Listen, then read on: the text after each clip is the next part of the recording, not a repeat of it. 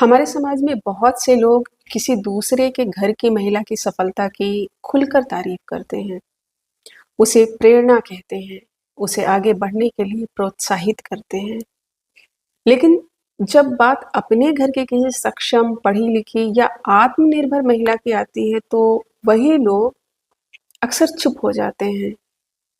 कभी उसकी उपलब्धियों को नॉर्मल बता देते हैं, सामान्य बता देते हैं, कभी उसे नज़रअंदाज कर देते हैं और कभी-कभी अनजाने में या जानबूझकर उसी का आत्मविश्वास तोड़ने लगते हैं।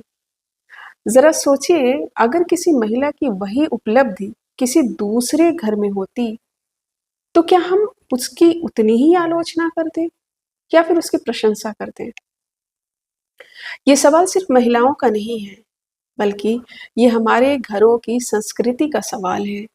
हम अक्सर सम्मान वहाँ बाँट देते हैं, जहाँ हमारा कोई अहंकार नहीं जुड़ा होता, लेकिन अपने ही घर में कभी कंपैरिज़न, कभी कंट्रोल, कभी अनसेफ और कभी पुरानी सोच सम्मान को कहीं पीछे छोड़ देती है।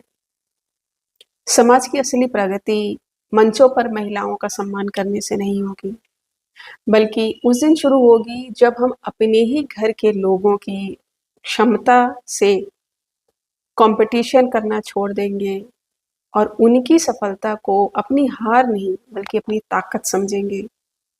क्योंकि किसी भी घर में किसी एक व्यक्ति का सम्मान नहीं बढ़ता, बल्कि पूरा घर ऊंचा उठता है। बदलाव की शुरुआत के लिए कोई बहुत बड़ा आंदोलन जरूरी नहीं होता है, बल्कि ये उसी दिन शुरू हो जाएगी जब हम अपने ही घर के किसी व्यक्ति की सफलता पर उतनी ही सच्ची खुशी महसूस करेंगे जितनी किसी दूसरे के लिए महसूस करते हैं।